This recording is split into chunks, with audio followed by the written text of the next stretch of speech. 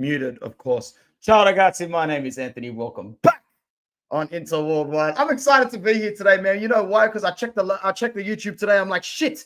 It's been a whole week since I did a live stream. You lazy C word. You lazy C word. In Australia, we use that word every day. Every day. However, I'm excited to be here today to review Matchday 14 because getting home on a Tuesday and looking at all of Serie A is a hobby of mine, and I get to do it with my small, intimate community. So let me know if you do come through. We've got 13 people that have clicked the video right now. Let's make the view look a little bit nicer. How about that? How about that? We've got to make it look like something. Do I seriously not have an overlay to put on? That's poor form proved. That's poor form. Yes! Let's just go with that straight off the bat. Oh, we love that. Oh, yes, sir. We love that. Let me just make that a bit smaller. We'll make this a bit smaller. That's the way. Oh, my. Oh, today's going to be a good day. Today's going to be a very, very good stream. I just know it. You just know it when it's going to be a good stream. Beautiful. Matchday 14. Another day. Another drop point for Juve. We're feeling you, Knicks Knox. That's going to be a problem. This view with cameras. Hey, mates. Mates. When it works, it works. When it works, it just works, doesn't it? When it works, it just works. 100. Just another day. More drop points. We'll get to that. We'll get to that. My friend Rino is in the chat. Buonasera. Buonanotte to anybody at night. Buongiorno to anybody in the morning. Let's get cracking. Match day 14. Good morning to Anne. It's good to see you back again. You've been visiting more frequently, Anne, and I appreciate you dearly. Let me know a little bit more about you. Where are you from? Who do you support? Big ups to Matchday 14. Let's start it right where I believe it started. I think it was the first game of the match day. Cagliari 1, Verona 0. We started this one on Saturday, and I think this was the Saturday morning game for me in Sydney, Australia. And I actually did wake up and watch a little bit of it because I love Serie A. Why would I be here if I don't love Serie A?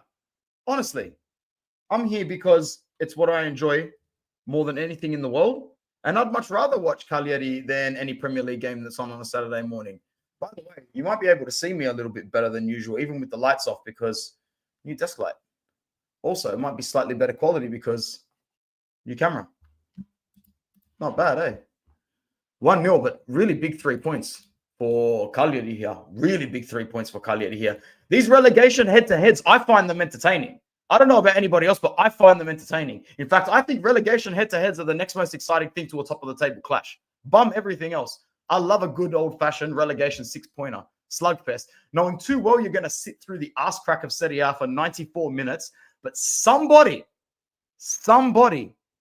is going to get a disgustingly profitable 3 points, and they're going to celebrate it like they've survived relegation on that day. That's right.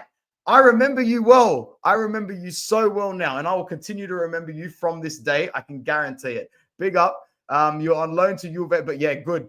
You obviously saw that it was a stupid thing to do. Mio fratello Uno is here.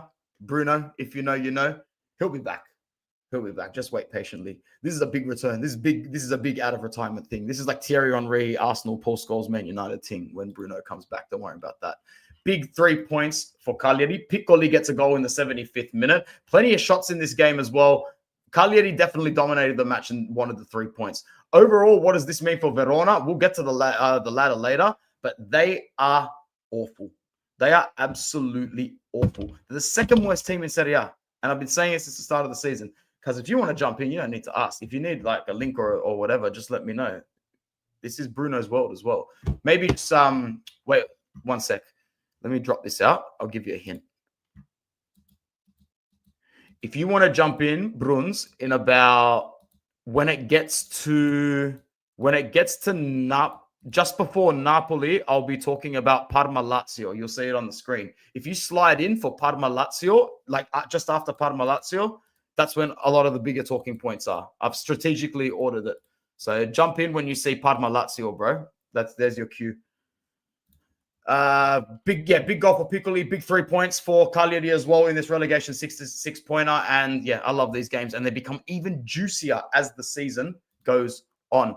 We've got 11 people with us on Inter Worldwide today. That's fantastic. This is the worst time to record, but I'm really happy to be here. We're not really going to call this a relegation 6-pointer because both sides, I think, are good enough to survive it. Monza aren't looking good on the table, but they've got better players and a better system than a lot of these teams in the ass crack of Serie A.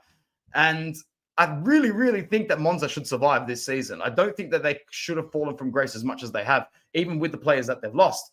1-1 altogether in this you call it a Lombardia relegation derby, basically. Call it a Lombardia relegation derby, but both sides should be able to survive relegation. Why not? Why not? There are some worse sides. I forget who scored for Como.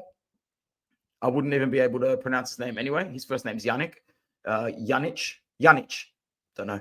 Gianluca Caprari scored the penalty for Monza in this game. In a game where Como dominated possession and shots. I watched a good maybe like 35 minutes of highlights back. Very extended stuff.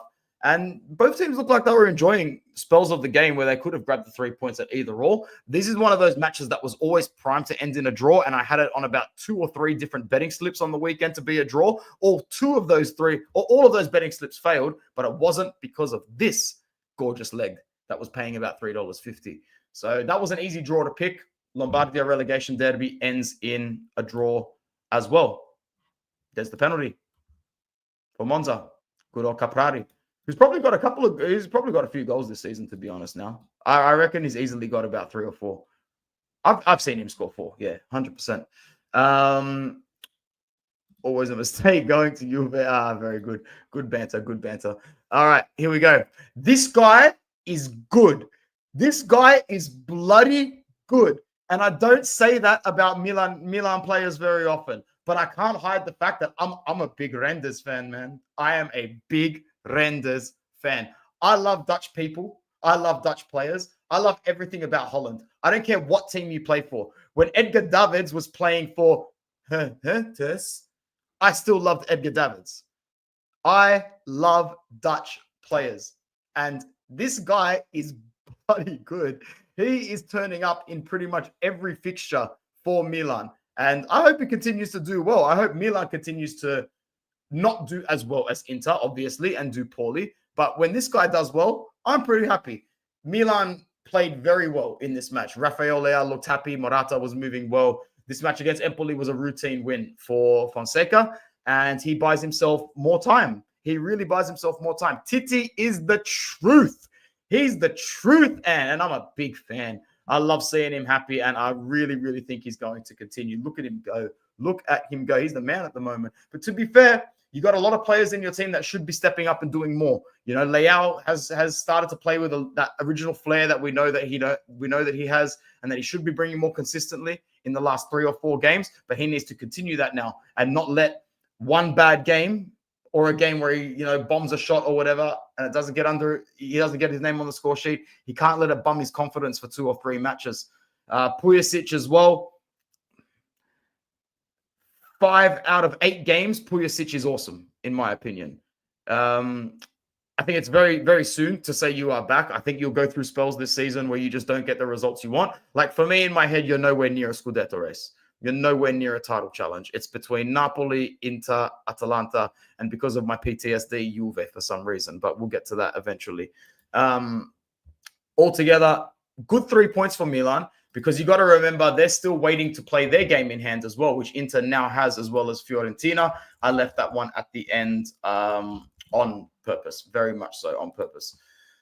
Milan, I'm just checking the table on the side, with 22 competition points with a game in hand, could jump to 25, which would put them 1 point behind 6th place in Juventus. So yes, Fonseca still making up for blips and glitches. You've had back-to-back draws before going into this fixture and getting a win, which was against, who was it against? I know you haven't won 2 games in a row. I'm just forgetting who it was against. It was against Juve, wasn't it?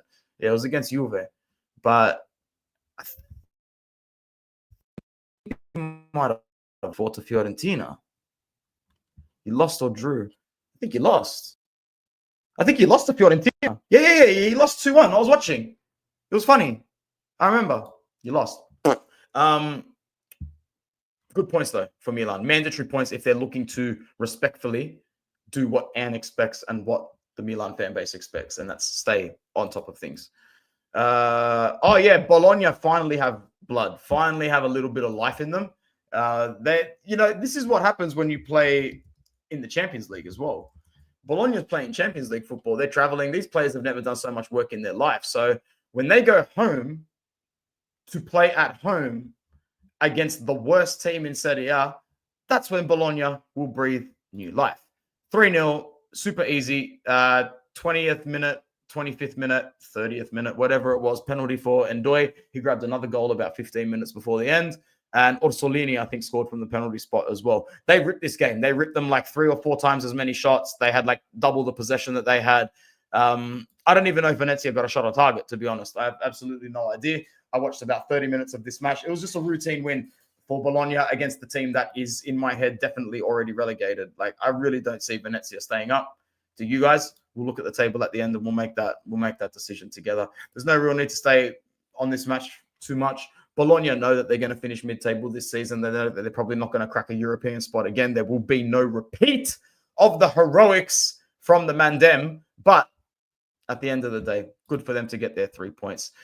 Pinamonti can't stop scoring. You know how Inter needs a, what do you call it? You know how Inter's pretty much looking to replace a Marko Arnautovic.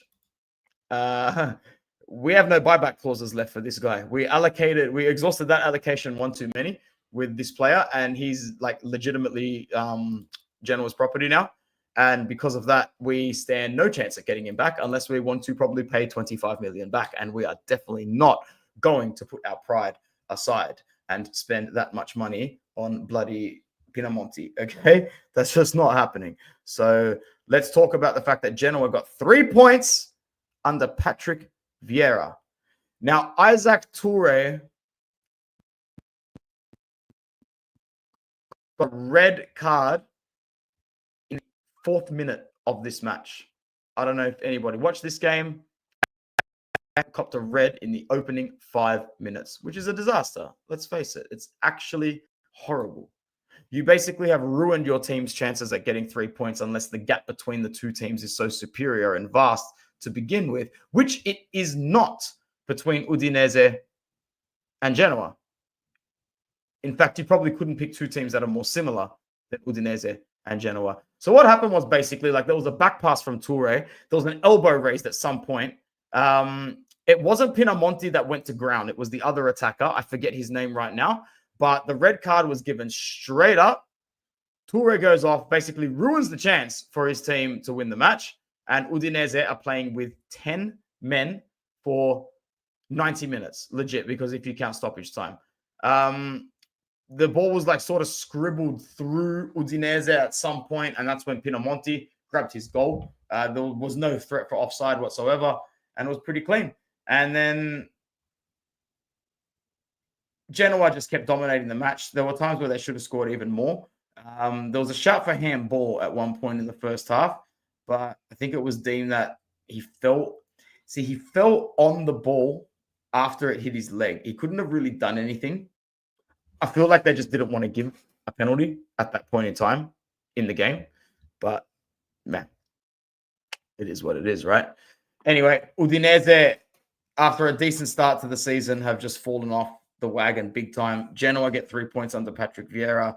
I didn't watch too much of the actual game, though, so I'm actually not too sure if Mario Balotelli even got minutes. So I'm highly doubting that anybody here right now is aware that Mario Balotelli got minutes. We've got 12 people with us on... That's not Lord Figo. That's Lord Uxas. We have a different Lord here. I'll get to that comment in a second. Good. I'm just going to check something here. Balotelli, there's a photo of him clapping to the crowd. So he must have come on as a substitute at some point. Mario Balotelli. You can check the lineups on this website anyway. Mario Balotelli did come in as a substitute in this match.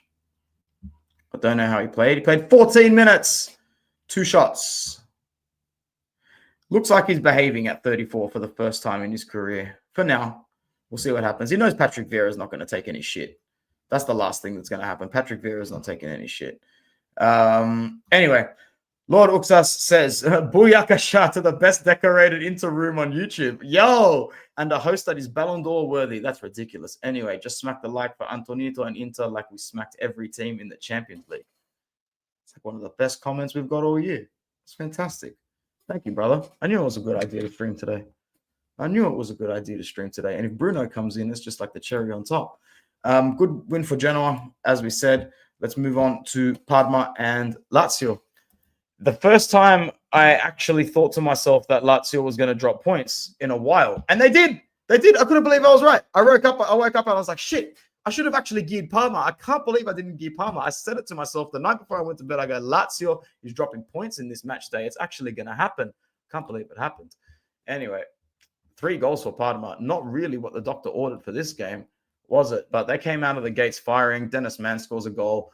Mohamed scores. Anas Mohamed in the 53rd, 54th, 56th, 57th. I was watching the game back, so I remember the clock being on the 50s at some point. I think it was Castellanos who scored for Lazio, and it was definitely Del Prato who scored the last goal there. So good 3 points for Parma. Like, that was a highly non-expected 3 points for Parma. You got to say that. Nobody expected Parma to get the 3 points in that match. Interesting, though. Interesting thing has to be said.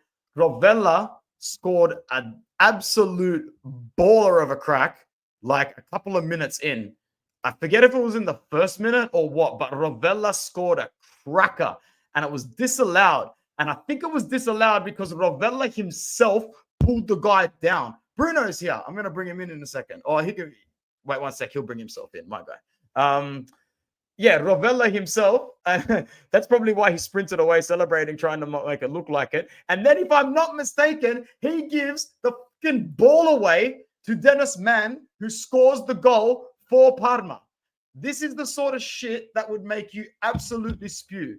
So Rovella pulls the guy down, scores the screamer. It gets disallowed. And 3 minutes later, I shit you not, ends up passing the ball back, and Parma make it 1-0. Bizarre things, cultural things, man. I think Lazio were tired, maybe because they are playing in Europe, and I think they were unlucky too. Fair play, but they did lose the game 3-1 at the end of the day. So well done to Parma, man, to get those points. And Lazio were threatening after that. Like, you could tell they were still coming hard. I think the ball was cleared off the line as well, or maybe the goalkeeper cleared it off the line. But when Parma scored that second goal, when Moe Don't Worry peaches that ball. Hey, Bruno, how are you, bro? How are you, baby? Keep going. So when Moe Don't Worry puts that ball into the top right corner, it's the most R1 circle finish that I've seen in Serie since Lorenzo Insigne basically left the league. And at that point, pretty much you think the game's over. Probably not a good thing to think, because Lazio do come back and score a goal. It was a scramble at the back, but 3 points for Parma. 3 points for Parma, no points for Lazio. They finally hit a speed hump, and now it's going to be all about how they react to that. Before we get into the match, because they are still poised very well on the ladder, Lazio, we'll talk about that at the end. Before we get into the next match, hello, how you going? How are you? I had the notification pop up. I'm like, perfect time. I'm going to watch. And then just got this itch. Like, yeah, I've missed this stream. I need to be here. But Lazio, we can't give enough credit to Serie A in general, with teams competing everywhere. But Lazio, they're unlucky.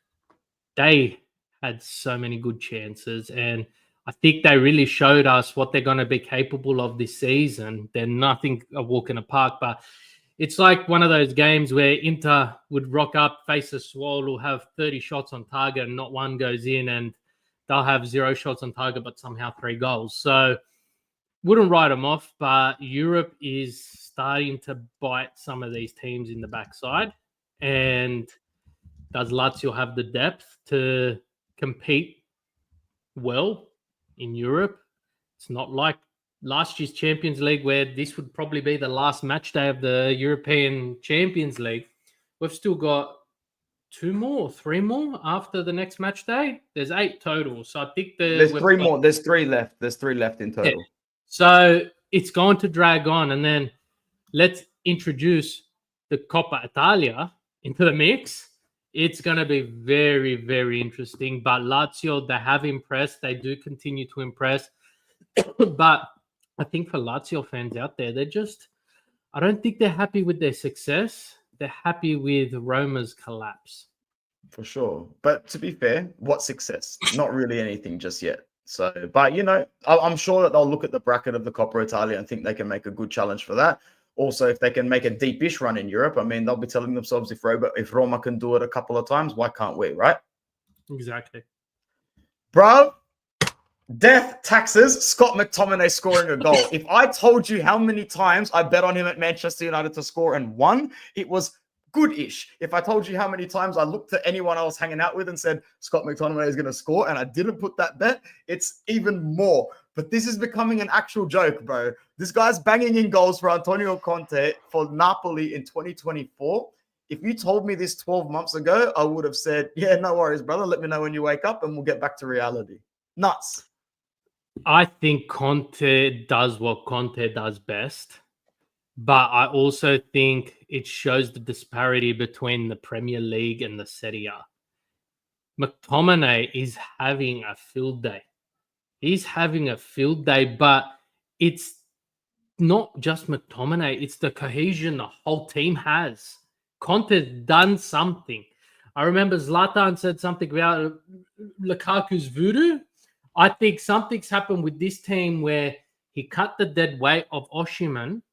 And everyone thought, well, what are you going to do? Started the season with a loss. And we go, yeah, Conte's out the door already. And you just look at where they're going. And he's got this team gelling. And he's doing what Conte does. And what's more impressive is this season is made and sculpted for Conte and Napoli to win this Scudetto. And I said it from the outset. As soon as Conte was announced, this season is shaped for Conte to win. No Europe. Don't care about the Coppa. And ADL's given him what he's wanted in Lukaku and McTominay. And he wanted more, but look at what he's doing with the bare minimum. ADL's going to open his wallet come January. And I'm worried. Bro, they will be in this awesome position come January, and when they are, ADL will open his wallet a little bit. Not a lot. He won't think it's necessary to drop big dimes, but he will enforce to some extent, I think. And good on them, bro. This is Conte's playground. Everybody knows it. And big up to Scott McTominay, bro. Like, I'm a Man United fan. I think he was underrated because a lot of Premier League fans, they only care about techers and looking flashy and being a flary player or a technical player. They forget about footballing IQ. They forget about players that have played the game their whole life and genuinely understand positioning and where the ball could very well end up based on statistical chance. And McTominay always seems to be there. It's not luck. It's not a coincidence. The guy has a high football IQ, and now he's got a high cultural IQ, for fuck's sake. Yeah, look, I just got notification, and this is all rumor, but Chiesa to Napoli come January. Yeah, possibly. I don't see how that could not happen. We know that Chiesa is going to be on the books for Serie A come end of season latest, so anything's possible. I think Liverpool, they're doing wonders. They don't need him there. And Pep's collapse in England has just given them the confidence to say, let's send you out on loan. And I think Conte is going to be the first with his hand up, and I think Juve will be trying to compete for it. But this team is built around the Conte mechanism. When he won it with Inter, where did Inter finish in the Champions League group stage?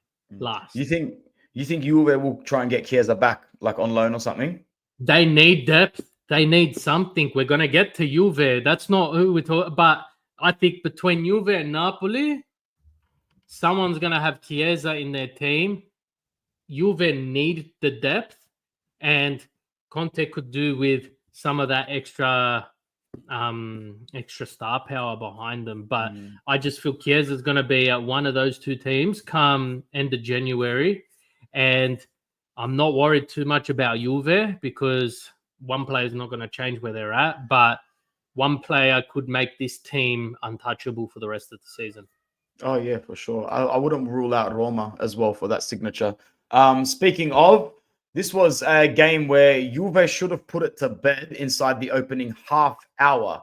They had the good ideas, they had everything right, and they just didn't execute at all. Thuram missed an absolute sitter. I think it hit the post. Kosensal broke the line and did very well to dribble, but he hit the post as well. And then it got to halftime, and Cambiaso did a fantastic thing and scored an awesome goal. And then in the 93rd minute, he forgot that there was only about 73 seconds left in the match. Must have thought that it was Cambiaso against Lecce the whole game. So why can't it be just Cambiaso against Lecce one more time? Dribbles the ball, loses it aggressively. Lecce go down the other end. And Anth Rebic taps in. I gotta chuckle at the Rebic part, man. I still can't believe it was him. 1-1 altogether. Another game that leaves Motta frustrated players, but now more than ever, frustrated fans. And you know me, I love a good Juve meltdown better than the next person. And this was a bad one a couple of days ago online. I saw them all talk on their forums and everything. And now they're not happy. Now they really want to know why the hell you're dropping this many points against these sort of opponents. So as two Inter fans talking about Juve, I don't know how objective this is even possible to sound, but how much do you attribute it to the disgusting injury list, and how much accountability do they need to take altogether? I was watching this game, and at the 88th minute, I went outside with my little short black, made one for myself and my neighbor. He's an older gentleman in his 70s and a massive Juventus fan. Oh, dear. And I go, why aren't you watching the game? He goes, it's going to be 1-1. And there was still 4 minutes to go. It was the 88th minute. And he goes, it's going to be 1-1. This team is useless. And he said to me, he goes, it's not the injuries. They thought Allegri was the issue. It's not the issue. Serie A isn't what it was 6-7 years ago. Serie A is a completely different ball game, and they're trying to run Juve ball from 9 in a row and try and dominate. It's not going to happen. And he was frustrated not at the team and at the result, but at the predictability. And lo and behold, my phone pings, Juventus won, Lecce won. And he looked at me and he goes, I know what the score is. Now, injuries are a massive problem. It's happening more and more frequently. You know, there's more severe cases into Fiorentina, for instance.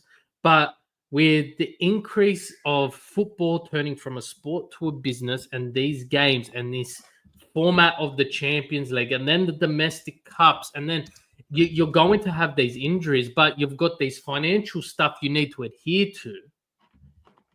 Juventus is the only one that has fallen victim so far. I would say let's talk about this 6-7 more match days down the track and see how many other teams have fallen victim. Manchester City. Everyone is falling victim to this accentuated format where we're playing so many more games. And yes, it's entertaining, but where's the break? Well, here's the break. We're doing internationals instead, where they're traveling across the fucking world. It's not working. Juventus, I'm happy. I'm happy. It's like seeing your ex trip over in a puddle as you're walking down the street. Anyone else, you might feel bad. You might offer a hand.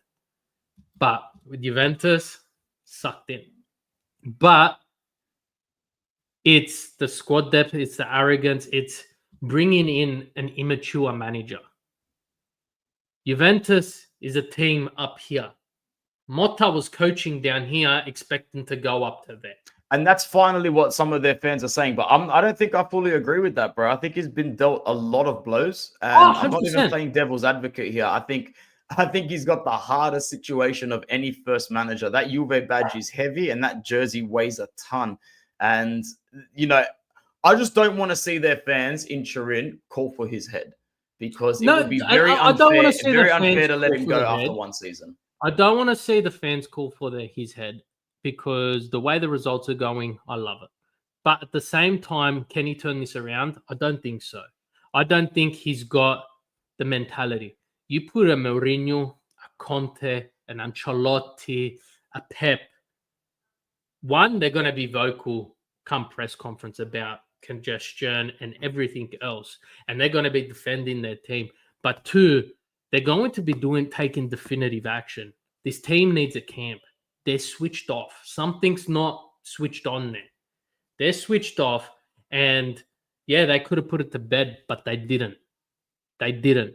They switched off against Inter, and then Inter switched off, and there was 8 goals there. No top team should be conceding 4 goals, irrespective of your Inter or Manchester City or Barcelona or Real Madrid or whoever. You should never concede 4 goals. And it just showed where they're both at. But can he repair it? I don't think so. I think the damage is done. But if you look I don't think he's got the players to repair it wholeheartedly. No. I think they overrate a lot of their players. I think the expectations should be a bit lower. Sorry? Do you give Pogba the opportunity to play? He's already done, bro. He's already done. That case is done. He's completely nullified the contract now. That's completely over. Well, there you go. I just think, in all honesty, it's a big problem. But we've seen it time and time again, not just in Italy, but all over Europe. When the results are bad, they don't look at the player, they sack the coach. Something that I noticed as well, like Koopmeiners is not a 10.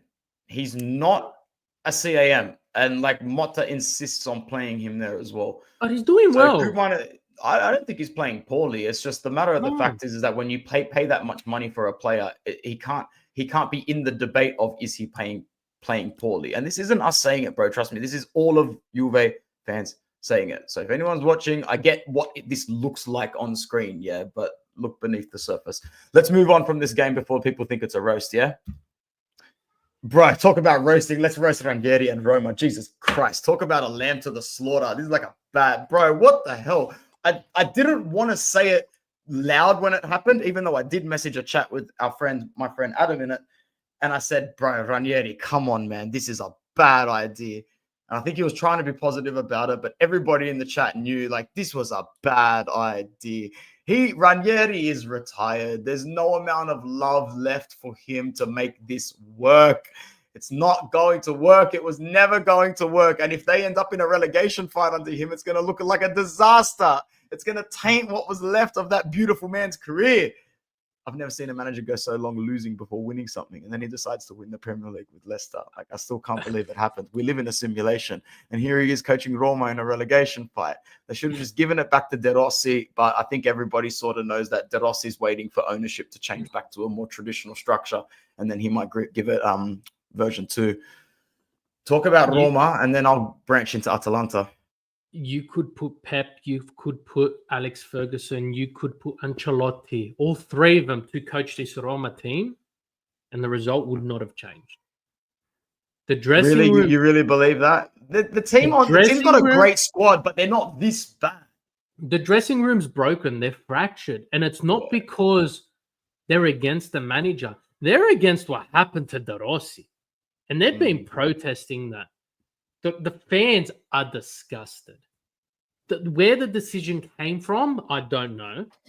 But at the same time, this team is broken, and you can see it. You can see the way they perform. Then there's no drive.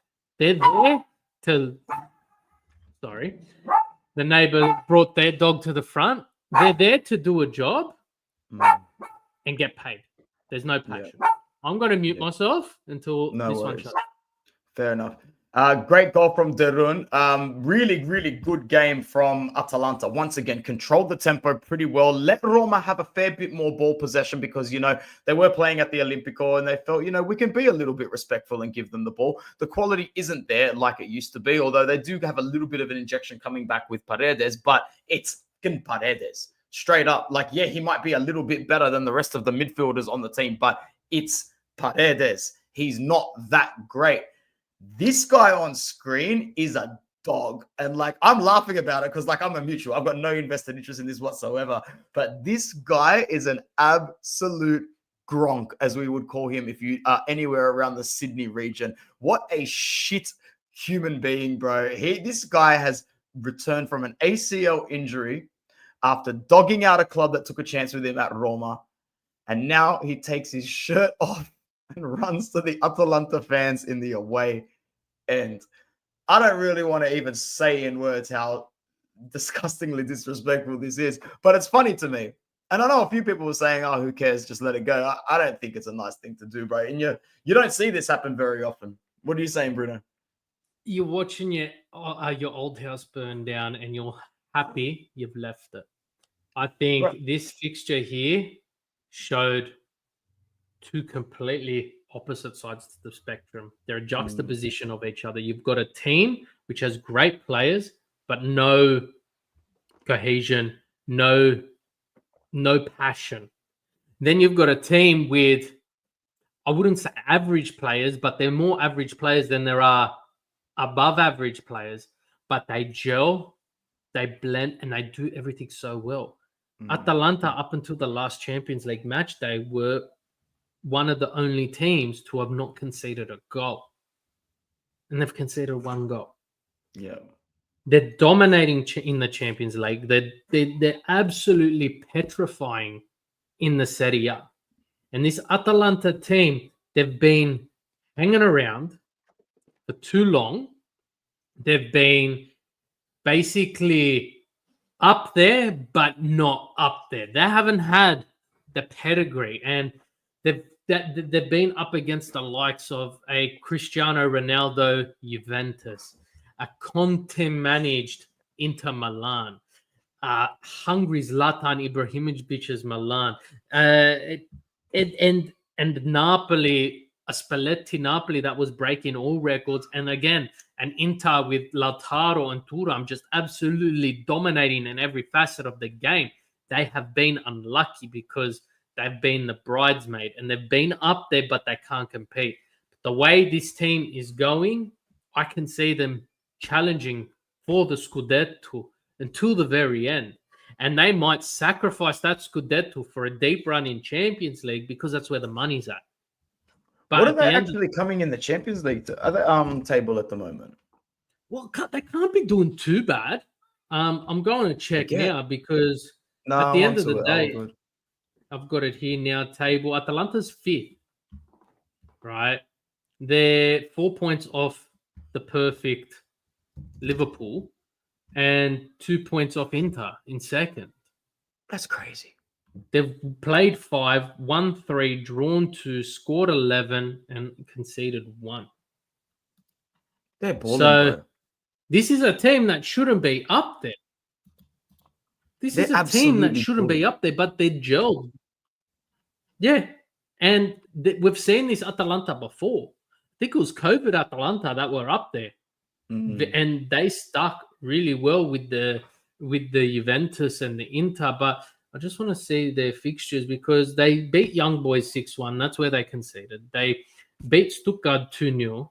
They drew with Celtic at home, which was a bit heartbreaking. They drew with Arsenal at home. And Arsenal should be on a different level to Atalanta. And they beat Shakhtar away. So I think it's very interesting how this Atalanta team's going. But I think this game didn't highlight where Atalanta is. It highlighted how bad Roma is. And if it wasn't for what happened in regards to what we're going to talk about next, this would have been the saddest moment of the weekend. Seeing how the decline of Roma, and doesn't matter what and I feel bad for Ranieri. He's ruining his reputation to take this job. And I think he knew it. The guy's not going for another job anytime soon. He's done. So we'll see. Yeah, fair call. Last game left, and I purposely left this one last and purposely clicked it out of the screen because I'm just not that sort of guy. There's nothing to show from this match, so it's literally going to last for 5 seconds. The slides last for 5 seconds, and then I talk just with my boy one-on-one. Scenes that you never want to see in your whole life, but the amazing level that humanity brings together for football. It was a really, really good showing from everybody involved, and that'll do. Really, really, really horrific scenes, man. I hate seeing stuff like this. So my view of it was my Inter body clock went off, and it usually goes off around about the 10th minute. That's like the magic period for me, the 10th minute. I know something's going on, but try to avoid waking up. As I look at it, I go to the bathroom and I open it up and I actually see like the ref saying that it's going to be like sort of abandoned and players standing around a player. And it was amazing how my brain, it only took about 2 seconds of processing. And straight away, I just said, there's no game. There's no game. Even if this game was to continue, there's no game. Don't even look at it, because whatever's going on right now, there's a player on the floor, and like, don't even do it. Don't even do it. I could tell it was one of those Christian Eriksen things. And I just don't have the emotional capacity to even want to look at that on a Monday morning before I go to work.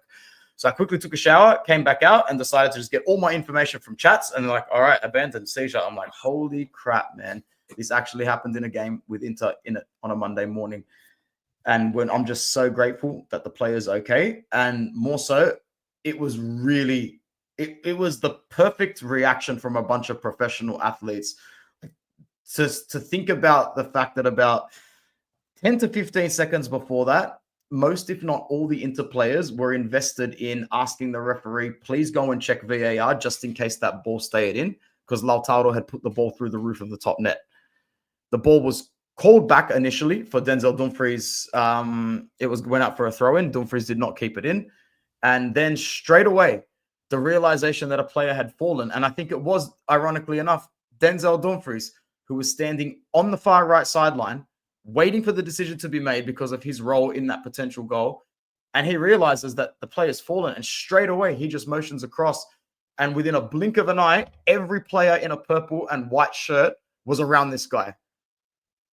You know, I'm a conspiratorial guy, and it almost looked like players have had mandatory modules done on this sort of stuff, or they just know that there's a collective understanding between them at the moment that shit's a little bit real when it comes to the physical side of our sport at the moment, and we need to be there for one another.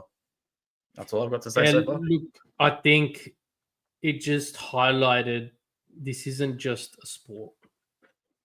Yes, you might be competitors, but there's a mutual respect. And I can honestly say with my hand on my heart that could have been in any Inter game. It could have been against Juventus, could have been against anyone, and they would have acted in the same way. All of these people have families to go to. See, you said Christian Eriksen, I reminded you of this. As soon as it happened, I woke up not to watch the Inter game. I woke up to watch the Formula One. That shit's so interesting at the moment. And it happened to be at the same time the Inter game. So I had both. I was completely out of whack for the Formula One because the first thing that came to my mind was a story. And that Fiorentina captain who died in 2018. And in my head, I was like, this team again, you're muted. So it broke my heart thinking for this team again. But then there was a sense of pride seeing the competitors who were at war 15 seconds earlier there to protect their brother. Doesn't matter which team you were in. The referee looked in visible shock. And we've seen this time and time again, more frequently since 2001, right? Where players are just dropping like flies. Sergio Aguero, legend, heart problem, had to stop. It's happening more and more frequently, and the amount of times it's happened in the lower divisions is unspeakable. Now, some people were asking about when will this game be played. You know, this isn't fair. The Inter's going to have in Fiorentina. They shouldn't have to have a game in hand. Who cares? Honestly, it's not the time. Now, reports have come out. He's been exacerbated. They've taken the breathing tubes out and everything. They've said they've cleared him of any heart or brain issues, and he had a seizure. I think there's a lot of politics in that statement being said. And we're not going to go into conspiracy theories or anything, but I think one of the biggest statements is if a doctor said it had something to do with the heart, his Serie A career has ended like that. Yeah. And we saw it with Eriksen. We've seen it multiple times before. So they're very political in the way they've said it. Fiorentina's not going to get him on the pitch anytime soon, and they're going to ensure that he continues to they do the proper testings, but we take a minute and we understand what's happened. This guy's got a family to go to. It doesn't matter which team you support. It was, do you remember the Chaponesi plane crash? Yeah. It unified the whole football world. Christian Eriksen. When bad things happen to players or teams that isn't in their control, you see the true passion and you see the true supporters of the game. Now, when this game will be replayed, I don't know. Rumors are saying they're only going to play 45 minutes because that's when the game was abandoned at the 45th minute. I think that's complete bullshit. I think you start it from scratch and you play it in the back end of the season, because this isn't the time to be talking about it, and there's too many fixtures coming up. But overall, I think that passage of 14 minutes of play and what happened was more physically demanding on the players than if they played 180 minutes straight. Because every one of those players' hearts would have sunk and the mental drain. So I think credit to the referee, and it's easily the right decision to cancel the game and delay the game. But not easy to make. The way that it conducted themselves, even the broadcasts and everyone, credit to everyone. We've learned from previous issues. We've learned from previous mistakes. And let's just hope everything is well on his end, because no one deserves it. Not in this sport, not in any sport, not in any sense of it. We can banter as much as we want, but yeah, it makes for an interest. And you got to remember, this game was, at the time, both teams were equal second. Yeah. So it was a big game. Yeah, it was a big game. So we'll see. Looking at the ladder now to finish us off, it's been a really good video. It's great to have Bruno back on the stream. Napoli 32, Atalanta 31, Inter 28, Fiorentina 28, both with games in hand though. A big game in hand whenever it does get replayed. Lazio makes up fifth with 28, Juve on 26. As we scroll a little bit down. Sorry, I couldn't fit Milan in the screen, guys. Milan 7th with 22 points, Bologna. But they also have a game in hand, and so do Bologna. Oh, Milan's game is against Bologna. Is that... I don't know how that goes. 1-1. Yeah, good. Yeah, we've got a little bit of poetic justice coming around this season, I feel. Milan on 22. Big up to Titi. Reinders having a fantastic season. Can't wait to see him keep going. Bologna, who finally clawed their way out of their bad start to the season. Udinese are on 17. Bit of a gulf starting to form between European spots / potential European spots and mid-table. You can start to see that mid-table, by definition, might start and stop at Udinese this season. Plenty of football to play, obviously, but it wouldn't surprise me if what you're seeing in the top 8 rotates within each other and there are no outsiders from the top 8 that creep into that top 8. Yes, there is a popular team missing from that top 8. Well, there's a popular team missing from that top 8, and we haven't even got them on screen yet because they are 16th or 17th at the moment. I think mid-table starts at 7th, and I think Milan's season thus far, they're not going anywhere. I think it's been donkey shit. Highlight was beating Inter, and that's it. The thing about us this season, Bruno, the one thing I'll give credit for, and it's a real bittersweet thing to enjoy. We have copped some shitty results against our bitterest rivals, and we can't forgive and forget it, because that Milan loss is a disaster. The 4-4 is a disaster. And Hakan, you could have picked any other bloody time to miss that penalty, brother, and I'll keep saying it to my death. But the one silver lining is that we seem to hulk up extremely quickly when that happens. We're out for blood the moment we hit the pitch after that. And I dare say, anybody in our way after we cop a bad result, if you're the next 3 or 4 opponents, nah. You don't want to be the next 3 or 4 opponents after Inter drop a bad game. Nah. And Milan, actually go through the table. I'll do a quick match day 15 preview for you, because there's some juicy fixtures. So Empoli, I think, still having a decent season with Parma as well. Like the next couple of sides, Empoli, Parma, Torino, they all have enough quality in their lineup and managers at the helm that will survive this relegation fight comfortably. Teams that don't have the capacity, barring Roma, obviously, are still for me Cagliari. Although, you know what? Patrick Vieira is the sort of profile that will survive a relegation fight, in my opinion, in Serie A. It's still said to be still plenty to be done. Serie A is tough. Genoa is tough. The fans have put a lot of expectations on their club. It's a very big footballing city in Italy when you compare it to the other cities.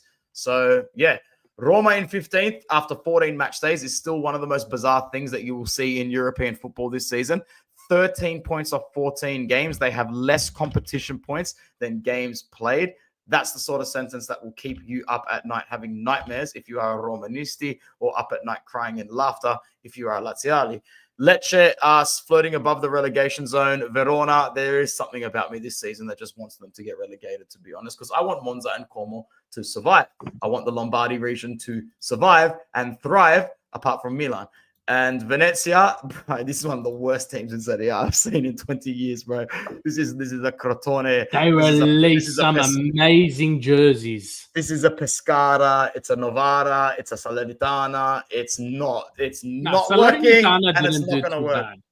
But there was that once, the season that they did get relegated. Remember, it was over for them by like match day 17. They registered one win, and everyone was like, "Whoa!" That's the match day. Venezia, I think you described Empoli last season with this metaphor. They come into the pub, have a beer, and walk straight out. You know they're not going to be at the table for long.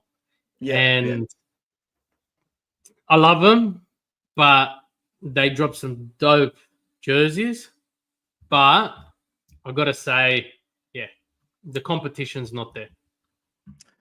Match day 15. Let's do a 5-minute preview to finish us off today, and then we are out of here.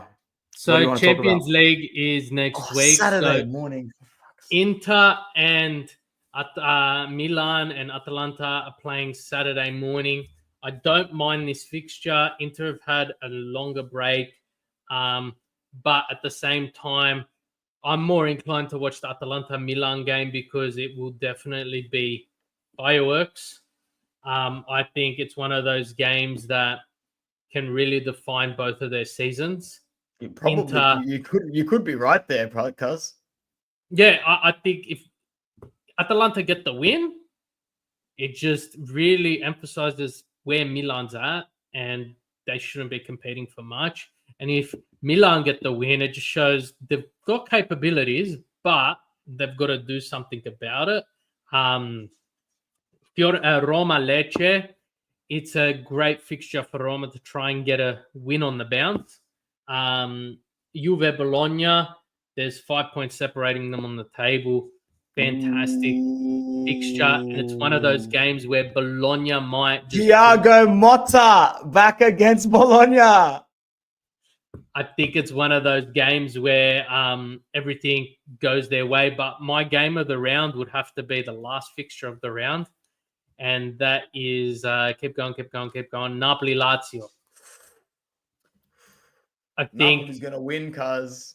Yeah, and you know what? If Napoli win this, they will really solidify their place. But the eyes will be on Lazio to see how they bounce back after that Parma loss. Right? Yeah.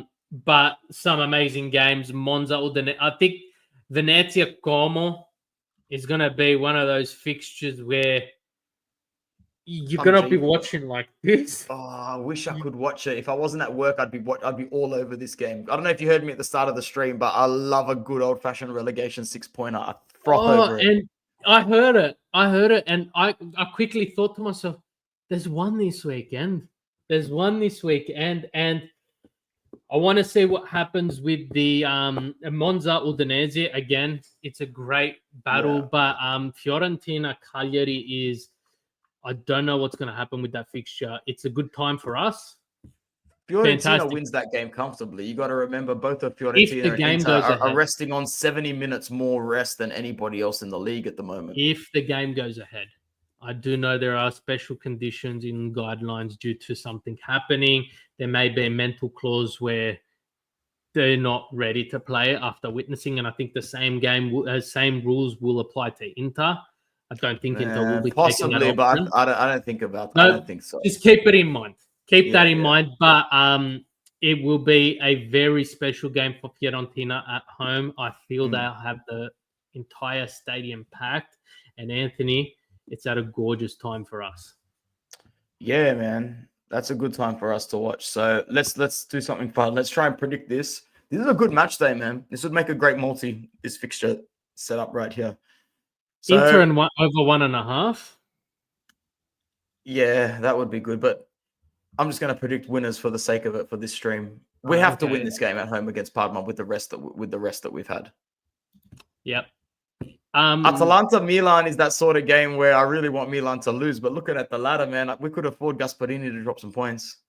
I think it is I think they share the points here. I'm going to go 2-2. I think any of the Milan teams facing Atalanta, both teams, it's like Inter playing at the San Siro against Milan. It's a home game for all involved. It's a 40-minute drive. So you're going to have a great stadium. I really see a draw coming out of this. I think there's some redemption. Yeah, I think I'll go draw for that as well.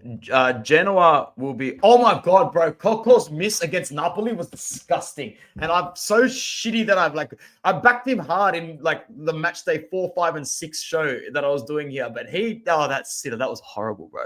That was horrible. That being said, I think Torino need some points. I'm happy to pick this as one of the mid-table draws for this round. And I might actually look into that because if that's playing anything above $3, there's some money to be made on this game.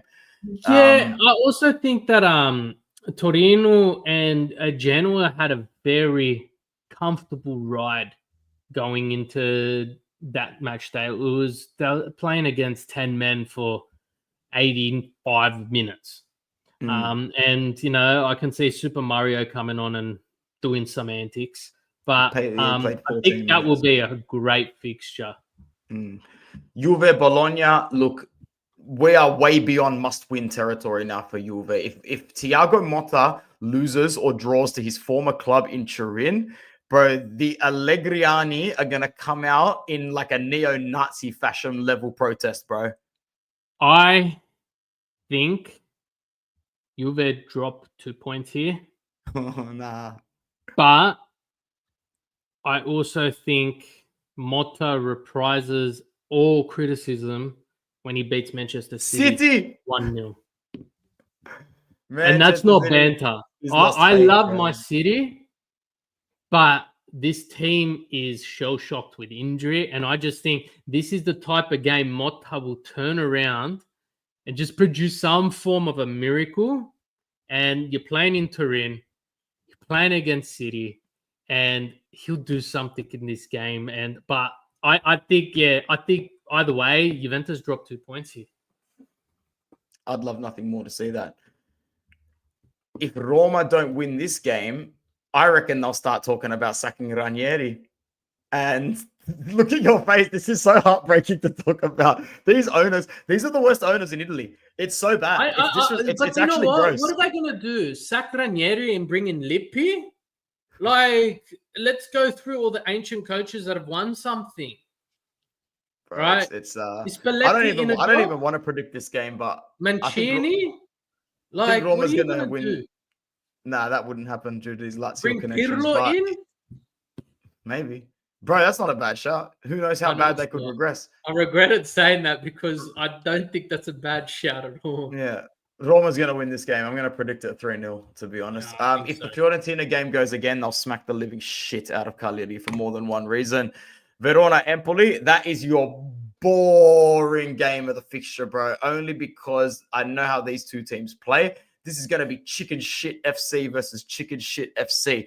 You take the ball. No, you take the ball. No, you have a shot. No, you have a shot. They both stink, but Empoli are better at knowing how to play the game of culture with the personnel that they've got and the manager that they've got on board. Empoli win this game 1-0 or it goes 1-1. But Verona desperately need points. God, they suck. I think, both teams are averaging. No. Do you know Hellas Verona is averaging more than a goal a game? Are they? Well, they're not. They've played 14 games and scored 17. Yeah. But they've conceded 33. They're so shit. They're the second They're worst team in shit. Serie A, and I'll back No, that conversation until they prove it wrong.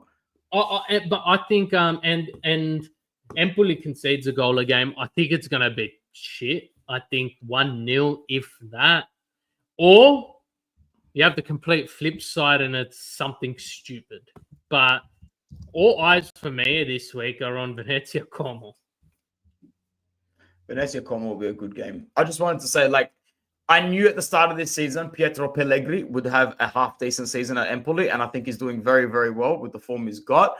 Hey, I think that it's awesome to see Mattia De Sciglio get minutes in a different jersey, and I just think that they've just got a little bit more quality. So if you're looking for an away fixture that might get up, you could actually see Verona drop more points to Empoli. Yeah. Venezia Como is going to be good. If you want to back Como away, that would also be good money. But it's also a good time for Venezia to pick up their shit and go, I know we're the worst team in the league at the moment, but it's the relegation battle of Serie A. You get 3 points, mate, you're completely breathing oxygen again, no matter what. 3 points through any stage of the season, and you're breathing again completely. This is a great time for Venezia to turn it around. This is a good-looking match day, bro. It's a great match day. It's a great match day, and you got competition, top of the table, mid-table, relegation. Napoli, Lazio. Like, everyone thinks Napoli can win, but I think Lazio got smacked around a bit too easily, and they're going to be out for blood. If they can get this blood, I think you're going to see their true colors, but I don't see anyone walking away with 3 points outside of Napoli there. I just think it's going to be one of those games where ADL, what's the freaking, I don't want to use words that I'll regret here. The owner of Lazio, Latido, yeah. I think it's the clash of the two owners that everyone looks forward to every year. The two old school boys. Both as bad as each other. Only one as bad as them was Berlusconi. But I think it will show where Lazio's at. If Lazio gets a point from this, they're true contenders for the rest of the season. They're true contenders for Champions League football, especially with that extra spot. But yeah, even Monza Udinese, there might be a bit of a rift in the table between the two of them, but Monza's a team that can pull some games out when they need to. I think that they're better than the position on the table reflects for. Oh, definitely. Monza. I think they've got better players, but they're winless in like 5 or 6 games. They can't win games. They cannot win games to save their ass. They've had 14 games, 1 win, 6 losses, 7 draws. Yeah, they cannot win games to save their ass, bro. I think that this game is a Monza draw. Bro, I'm going to say this sentence, and I know it only applies to one person in that generational bracket, but Maldini is bang average. And there's only one Maldini that you can say that sentence about. And I swear to God, man, Daniele is not that guy. I'm watching him and I want him to be that guy. I want him to do well. How could you not want him to do well? But when he plays, I look at him and I go, you look like a guy who already knows his career was going to do well because of your father. And I hate saying that because I'd rather it would go down the Thuram model where both kids want to emulate their father and even surpass him in more ways than one. But with Monza, I'm waiting for anybody besides Dani Motta to do anything. By the way, like I said throughout the season, Dani Motta definitely getting a contract somewhere else after he's done this season with Monza. There's no way he stays another season there. And Pessina here and there, the captain doing his thing. If they can hit the big man Juric, that's it. Does anybody know that Stefano Sensi is in the Monza squad, right? Did you know that? No. He's there. He's there, bro. He played only like a week and a half ago. I'm pretty sure he's there. Oh, if he played a week and a half ago, he's probably out for the next 6 months, based on previous things. But look, I think he was great. I loved him. He just couldn't stay healthy. And sometimes I think it was in his head. I think it was, bro, to be honest. But anyway, that's it. That's it for this match day. I think that'll do us for today, actually. Bruno, thanks for stopping in again, bro. It was nice to see you. Oh, always. Like I said, I always want to jump in. Always want to do some stuff. But I think we'll probably take something up after next week's Champions League match day. because Sounds good. I believe 15 points is the magic number to have a game in the next round. And 13 points is to qualify for knockouts. That's what the pundits were saying. What do you mean 15 points to have a game in the next round, to not have a game in the next round, you mean? No, if you're on 15 points, you'll be qualifying for the next stage, whether it be in the top 8 or the bottom 16. All right, cool. Okay, so by the end of next match day, 15 points will have you qualified in some realm. Yeah, well, that's where they're predicting, but they said that could drop as low as 13, depending on the next match day's results. They said it's too early to tell. With 9 points available, like you look at it, 9 points would put. Where the hell's Real Madrid on this table? 9 points would put Real Madrid on 14. Yeah. Okay. Cool. All right. Wait, 9 points from now would put Real Madrid on 14 points. Oh shit! They need to get their asses together ASAP, bro. What's City on? City. Oh, they're doing a bit better. 9 that points Juve would put City them on 17. Wild. 9 points will put them on 17. City and Juve on the same points. Oh, yeah. Definitely. But I think this is a great opportunity for an Italian team to win the Champions League. You know, I think it's between Liverpool and everyone else. Bayern Munich struggling, PSG, don't even mention them as one of the elites anymore. City struggling, Real Madrid struggling. And then you've got your Minos, Juve. They're not going to get anywhere, but they're there to make up numbers in this competition. But I think if any team, if Serie A was to have a Champions League winner this season, is the season for it to happen. And that could be in the form of Inter, Atalanta, who knows? But absolutely, it's going to be interesting. We should tee something up next Thursday. Talk match day 6 Champions League. Will be interesting. It will be. Thanks for coming, bro. Thanks for the people that got into the chat. I'll see you on match day 15 and for some content regarding Inter and Parma. Forza Inter, Forza Inter.